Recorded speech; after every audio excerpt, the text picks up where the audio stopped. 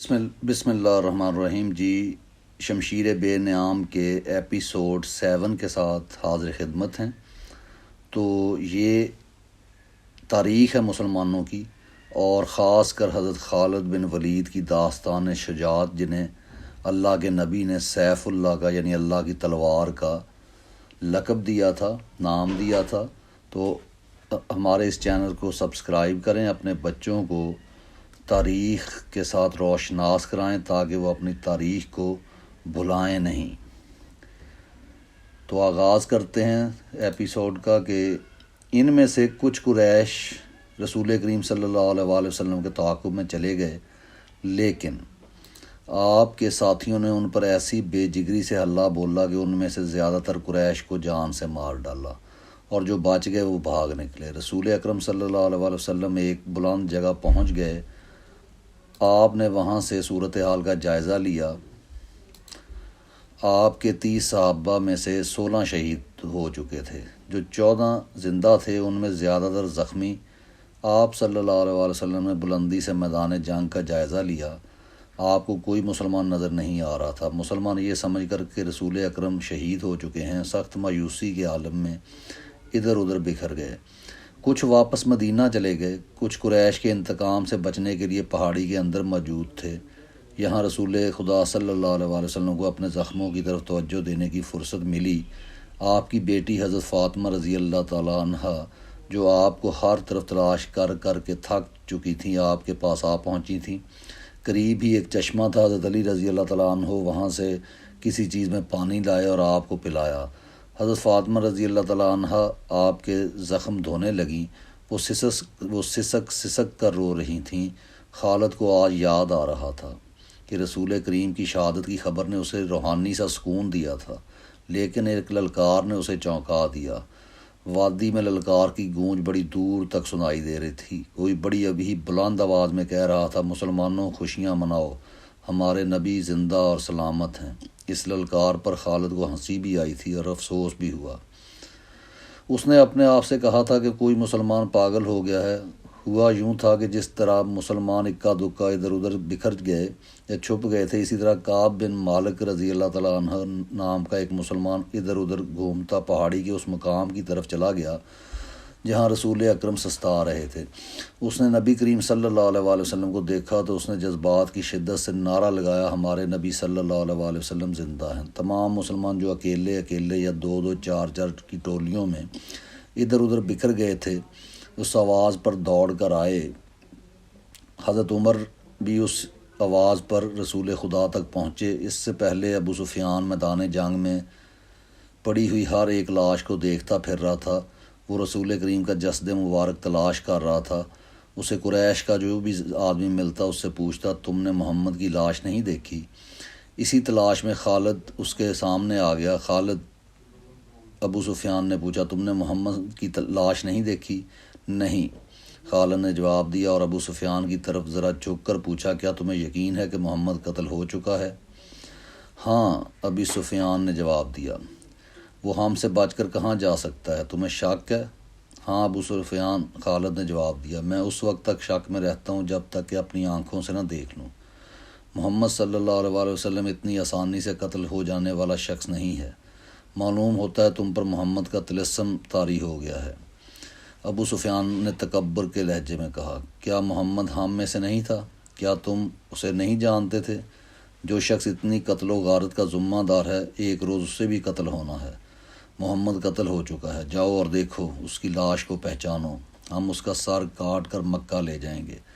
عین اس وقت پہاڑی میں سے کعب بن مالک رضی اللہ تعالیٰ عنہ کی للکار گرجی، مسلمانوں خوشیاں مناؤ، ہمارے نبی زندہ ہیں۔ پھر یہ آواز بجلی کی کڑک کی طرح گرجتی کڑکتی وادی اور میدان میں گھومتی پھرتی رہی۔ سن لیا ابو سفیان، خالد نے کہا، اب میں تمہیں بتاتا ہوں کہ محمد صلی اللہ علیہ وآلہ وسلم کہاں ہے۔ میں اس پر حملہ کرنے جا رہا ہوں، لیکن میں تمہیں یقین نہیں دلا سکتا کہ میں محمد کو قتل کر کے آؤں گا۔ کچھ دیر پہلے خالد نے رسول کریم اور ان کے ساتھیوں کو پہاڑی کے اندر جاتے دیکھا تھا، لیکن وہ بہت دور تھا۔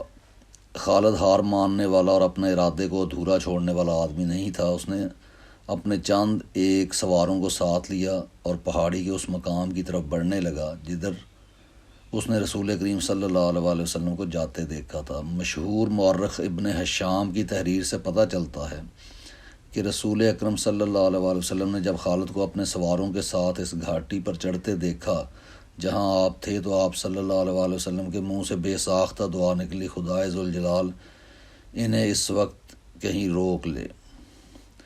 خالد اپنے سواروں کے ساتھ گھاٹی چڑھتا جا رہا تھا۔ وہ ایک درہ سا تھا جو تنگ ہوتا چلا جا رہا تھا۔ گھوڑوں کو ایک قطار میں ہونا پڑا۔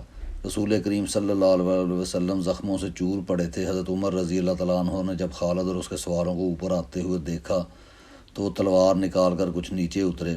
ولید کے بیٹے حضرت عمر نے للکارا، اگر لڑائی لڑنا جانتے ہو تو اس درہ کی تنگی کو دیکھ لو، اس چڑھائی کو دیکھ لو، کیا تم اپنے سواروں کے ساتھ ہمارے ہاتھ سے بچ کر نکل جاؤ گے؟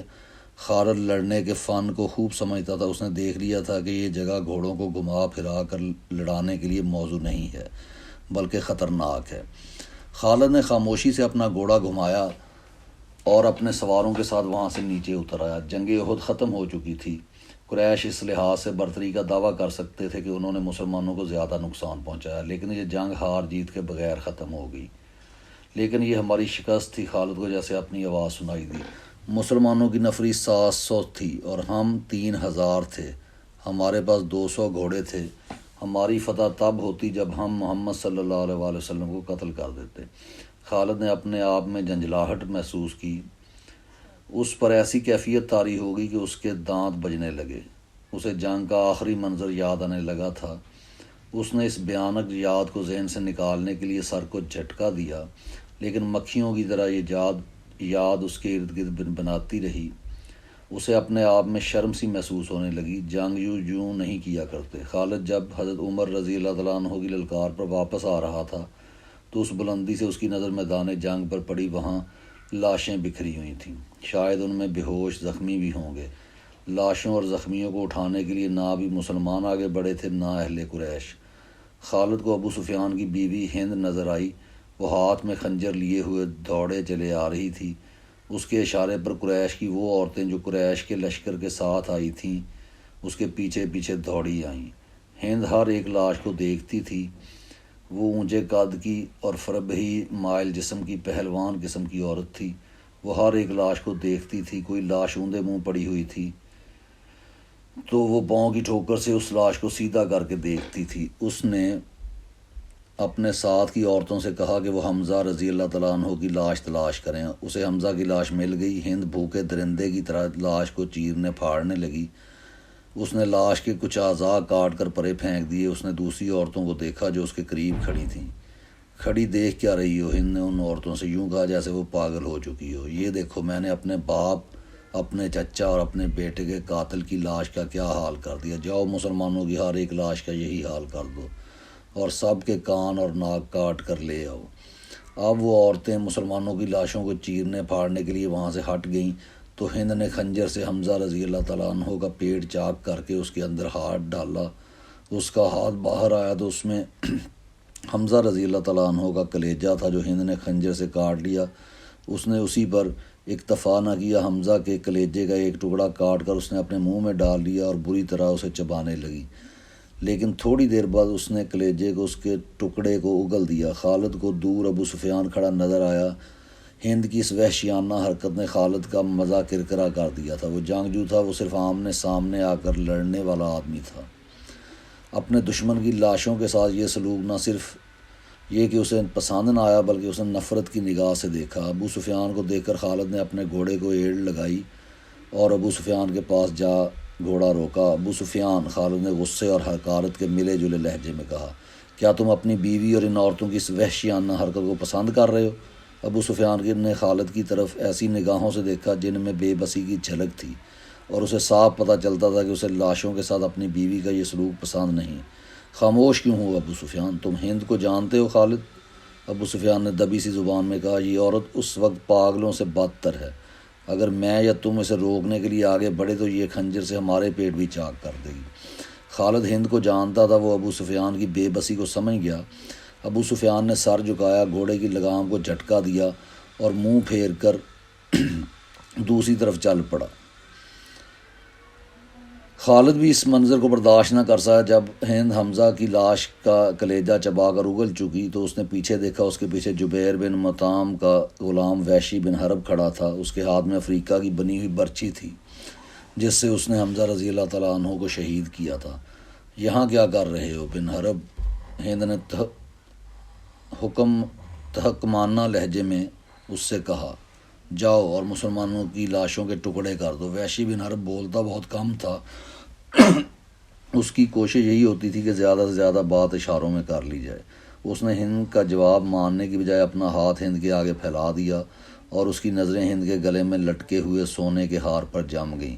ہند کو اپنا وعدہ یاد آ گیا۔ اس نے وحشی سے کہا تھا کہ تم میرے باپ، چچا اور بیٹے کے قاتل کو قتل کر دو تو میں نے جتنے زیورات پہن رکھے ہیں وہ تمہارے ہوں گے، اور وحشی اپنا انعام لینے آیا تھا۔ ہند نے اپنے تمام زیورات اتار کر وحشی بن حرب کے پھیلے ہوئے ہاتھ پر رکھ دیے۔ وحشی کے ہونٹوں پر مسکراہٹ آ گئی اور وہ وہاں سے چل پڑا۔ ہند پر اس وقت فتح اور انتقام کا بھوت سوار تھا۔ ٹھہر جاؤ بن حرب، ہند نے جوشیلی آواز میں اس حبشی کو بلایا۔ وہ جب اس کے پاس آیا تو ہند نے کہا، میں نے تمہیں کہا تھا کہ میرا کلیجہ ٹھنڈا کر دو تو تمہیں اپنے زیورات دوں گی، لیکن تم اس سے زیادہ انعام کے حقدار ہو۔ ہند نے قریش کی عورتوں کی طرف اشارہ کیا اور کہا، تم جانتے ہو ان عورتوں میں کنیزیں کون کون سی ہیں؟ دیکھو وہ جوان بھی ہیں، خوبصورت بھی، تمہیں جو کنیز اچھی لگتی ہے لے جاؤ۔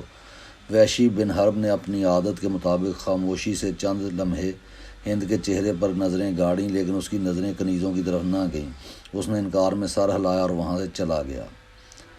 کچھ دیر بعد میدان جنگ کی ہولناکی میں سے ہند کی بلند اور مترنم آواز سنائی دینے لگی۔ مورخ ابن حشام کے مطابق اس نے ترنم سے جو نغمہ گایا اس کے الفاظ کچھ اس طرح تھے، ہم نے بدر کے معرکے کا حساب برابر کر لیا ہے، ایک خون ریز معرکے کے بدلے ہم نے ایک خون ریز معرکہ لڑ لیا ہے۔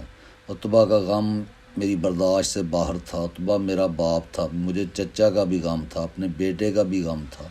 اب میرا سینہ ٹھنڈا ہو گیا ہے، میں نے اپنی قسم پوری کر لی ہے۔ وحشی نے میرے دل کے درد کا مداوع کر دیا ہے، میں عمر بھر وحشی کی احسان مند رہوں گی، اس وقت تک جب تک میری ہڈیاں قبر کی مٹی میں مل کر مٹی نہیں ہو جاتی۔ ابو سفیان اس بھیانک منظر کو برداشت نہ کر سکا تھا۔ وہ پہلے ہر منہ پھیر کر جا چکا تھا۔ اس نے دو ساتھیوں سے کہا کہ اسے یقین نہیں آ رہا کہ محمد صلی اللہ علیہ وسلم زندہ ہیں۔ خالد نے دور سے کسی اور کو دیکھ کر سمجھ لیا ہوگا کہ محمد ہیں۔ کسی نے ابو سفیان سے کہا، ابو سفیان یہ کہہ کر کہ وہ اپنی آنکھوں سے دیکھ کر آتا ہے، اس تنگ سے درے کی طرف چلا گیا جہاں سے خالد اپنے سواروں کو واپس لایا تھا۔ وہ ایسی جگہ جا کھڑا ہوا جہاں سے اسے مسلمان بیٹھے ہوئے نظر آ رہے تھے۔ محمد صلی اللہ علیہ وسلم کے پیروکاروں، ابو سفیان نے بلند آواز سے کہا، کیا تم میں محمد زندہ ہے؟ رسول کریم صلی اللہ علیہ وسلم نے آواز سنی تو اپنے ارد گرد بیٹھے ہوئے مسلمانوں کو اشارہ کیا کہ وہ خاموش رہیں۔ ابو سفیان نے اپنا سوال اور زیادہ بلند آواز سے دہرایا، اب بھی اسے کوئی جواب نہ ملا۔ کیا ابو بکر تم میں زندہ موجود ہیں؟ ابو سفیان نے بلند آواز سے پوچھا، اب بھی اسے کوئی جواب نہ ملا۔ 3 بار پوچھنے کے باوجود بھی مسلمان خاموش رہے۔ کیا عمر زندہ ہے؟ ابو سفیان نے پوچھا۔ اب کے بھی مسلمانوں نے خاموشی اختیار کیے رکھی۔ ابو سفیان نے گھوڑے کو دوڑایا، اس نے نیچے دیکھا، قریش کے بہت سے آدمی رسول اکرم صلی اللہ علیہ وسلم کے متعلق صحیح خبر سننے کو بیتاب کھڑے تھے۔ اے اہل قریش، ابو سفیان نے چلا کر اعلان کیا، محمد صلی اللہ علیہ وسلم مر چکا ہے، ابو بکر عمر بھی زندہ نہیں، اب مسلمان تمہارے سائے سے بھی ڈریں گے۔ خوشیاں مناؤ اور ناچو۔ اہل قریش ناچنے اور ہلڑ مچانے لگے، لیکن گرجتی ہوئی ایک آواز نے انہیں خاموش کر دیا، اے خدا کے دشمن! درے کے بلندی سے حضرت عمر رضی اللہ تعالیٰ عنہ کی آواز گونجی، اتنا جھوٹ نہ بول، وہ تینوں زندہ ہیں جن کے نام لے کر تو انہیں مردہ کہہ رہا ہے۔ اپنے قبیلے کو دھوکہ مت دے، تجھے تیرے گناہوں کی سزا دینے کے لیے ہم سب زندہ ہیں۔ ابو سفیان نے طنزیہ کہکہ لگایا اور آواز بلند کر کے بولا، ابن الخطاب، تیرا خدا تجھے ہم سے محفوظ رکھے، کیا تو اب بھی ہمیں سزا دینے کی بات کر رہا ہے؟ کیا تو یقین سے کہتا ہے کہ محمد صلی اللہ علیہ وسلم زندہ ہیں؟ اللہ کی قسم ہمارے نبی صلی اللہ علیہ وسلم زندہ ہے۔ حضرت عمر ابن خطاب کی آواز جواب میں گرجی، اللہ کے رسول صلی اللہ علیہ وسلم تمہارا ایک ایک لفظ سن رہے ہیں۔ عربوں میں رواج تھا کہ ایک معرکہ ختم ہونے کے بعد دونوں فریقوں کے سردار یا سالار ایک دوسرے پر تانوں اور پھبتیوں کے تیر برسایا کرتے تھے۔